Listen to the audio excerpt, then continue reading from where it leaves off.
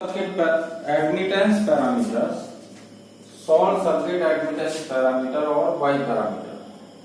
जैसा कि पहले वीडियो में हमने देखा था, जेड पैरामीटर हमने निकाले थे, तो इनपुट साइड हमने वोल्टेज सोर्स बना दिया था और आउटपुट साइड भी सर्किट को कैसा बना दिया था, डिपेंडेंट सोर्स बना दिया था, voltage source. Similarly air two terminal network 1 dash and 2 dash, input terminal 1 dash पे voltage V1 current I1, at the output terminal voltage V2 current is I2। इसको हमने करंट सोर्स में यदि कन्वर्ट कर दिया, डिपेंडेंट करंट सोर्स है, this is the first dependent source input side and output side dependent source second, और उसका value depend करता है the terminal voltage of the 2 dash, 2 dash के वोल्टेज पर डिपेंड करता है फर्स्ट डिपेंडेंट करंट सोर्स का वैल्यू।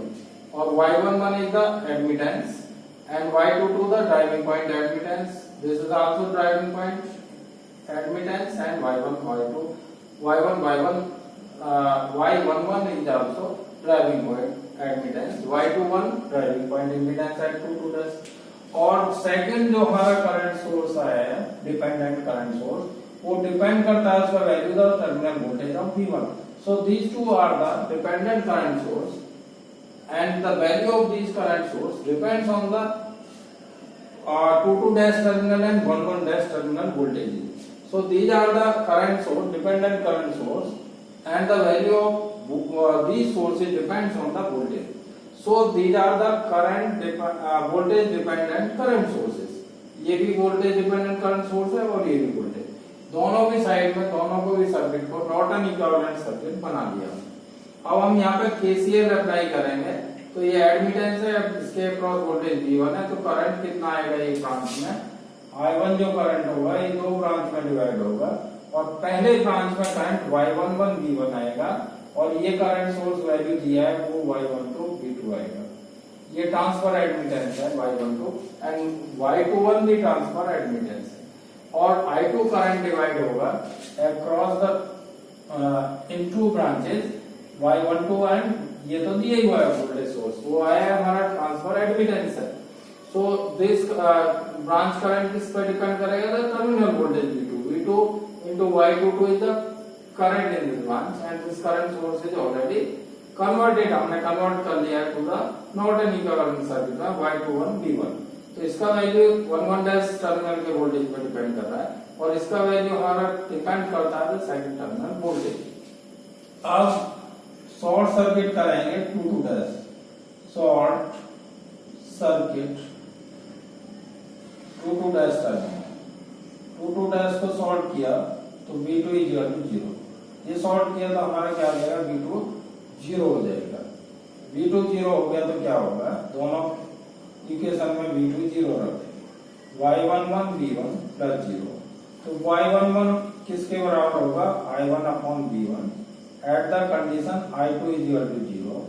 इसको बोलेंगे ड्राइविंग पॉइंट या input impedance admittance, driving point admittance, admittance at 1 dash when 2 dash is short circuit, short circuit कर दिया जब हमने 2 डैश को, तब जो एडमिटेंस उसको बोलेंगे Y11। अब सेकंड में यदि हम 0 कर देते हैं V2 का वैल्यू, तो Y2 is equal to Y21 V1 plus 0, Y21 is equal to I2 upon V1। I2 is the current of the terminal 2 dash, I2 जो करंट है वो 2 डैश टर्मिनल का करंट है, और V2 is the voltage across the 2 dash. इसको हमने 0 किया, short circuit किया है, तो ये 0 कंडीशन पे ये रेशो आता है Y21 current of the second terminal या आउटपुट साइड या 2 dash divided by input side voltage V1 dash. तो इसको ट्रांसफर एडमिटेंस कहेंगे। This is the short circuit transfer admittance at 1 dash when 2 dash is short circuit, 2 dash को यदि हम short circuit कर देंगे तब जो इम्पीडेंस मिलेगा that value is the Y21। अब सेकंड केस शॉर्ट सर्किट करेंगे 1 डैश को। 1 डैश टर्मिनल का मतलब V1 is equal to 0 and V1 value 0 रख देंगे दोनों इक्वेशन में, तो I1 is equal to 0 plus Y12 V2। So Y12 is equal to the ratio of current I1 of the terminal V11 and to the terminal 22 dash। 22 dash और 11 dash का current और 22 dash के voltage के ratio को क्या कहेंगे हम? Transfer short circuit, transfer admittance, short circuit transfer admittance at 11 dash when 22 dash is short circuited। यदि 22 dash को शॉर्ट सर्किट कर देंगे, सॉरी 11 dash को शॉर्ट सर्किटेड 22 dash पे आएगा ये, और शॉर्ट सर्किट कर देंगे 11 dash को, शॉर्ट सर्किट 11 dash करेंगे और मेजर करेंगे हम 22 dash टर्मिनल पे, तब जो ट्रांसफर इम्पीडेंस आएगा ये रेशो है 11 डैश टर्मिनल का current to the voltage of the 22 dash. And second equation में यदि हम V1 0 रखते हैं तो Y22 V2, Y22 at condition V1 is equal to 0 को कहेंगे हम driving point admittance, driving point admittance at 22 dash when 11 dash is short circuited, 22 dash को short circuit कर दो। This is the value of the admittances of a two-port network by taking the conditions 11 dash को open करेंगे एक बार, 22 dash को open circuit, और यदि बाइलेटरल फॉर रेसिप्रोकल और बाइलेटरल नेटवर्क, बाइलेटरल एक ही बात है, बाइलेटरल नेटवर्क की या reciprocal network, Y12 is equal to Y21, transfer admittances क्या होंगे? सेम होंगे। This is the condition for bilateral और रेसिप्रोकल नेटवर्क। और यदि नेटवर्क बाइलेटरल नहीं है, यूनिलेटरल है, तब ये कंडीशन अप्लाई नहीं होगा। This condition is not applicable other than bilateral और reciprocal networks. So now taking the relationship between Z parameter and Y parameter, Z parameter और Y पैरामीटर में रिलेशनशिप लेंगे। Z parameters in terms of Y parameter, Z parameter को लिखेंगे हम inter relationship of the parameters, Z parameter in terms of Y parameter. Z parameter के equation होते हैं V1 is equal to Z11 I1, Z12 I2, this is equation number 1। V2 is equal to Z21 I1, Z22 I2, this is equation number 2। and Y parameter I1 is equal to Y11 V1, Y12 V2, equation number 3rd। I2 is equal to Y21 V1, Y22 V2, equation number 4। Now solving this equation, first find delta Y। Delta Y is equal to Y11, Y12, Y21, Y22 is equal to Y11, Y22, Y12, Y2। And if you find delta V1 replacing the first column by these constant values I1, I2, second column as it is, so this is equal to Y22 I1, minus y12 i2 और v1 का value क्या आएगा delta v1 upon delta y और ये value आएगा y22 i1 minus y12 i2 divided by delta y।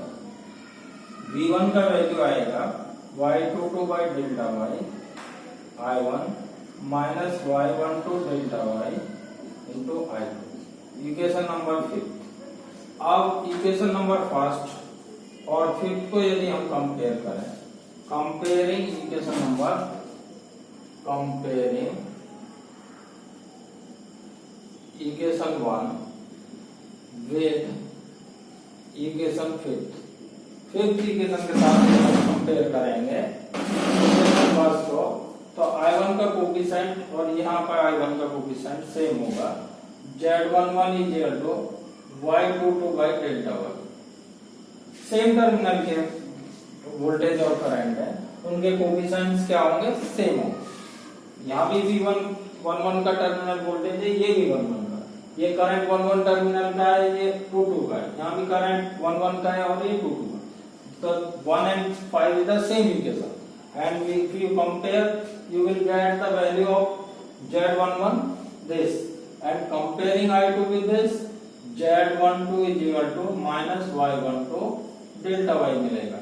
तो compare किया हमने 1 और 5th को, तो हमें पैरामीटर मिल गए Z parameter in terms of Y parameter. Now delta V2 is equal to, इसका डेल्टा V2 निकाल लेंगे हम, replacing the second column by constant values.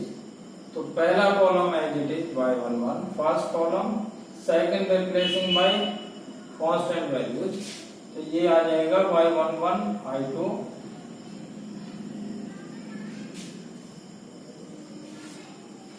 y11 i2 minus y21 i1। i1 पहले लिखेंगे delta v2 is equal to delta v2 upon delta y is equal to y1 पहले लिखेंगे y1 plus y11 i2 by delta y। So v2 is equal to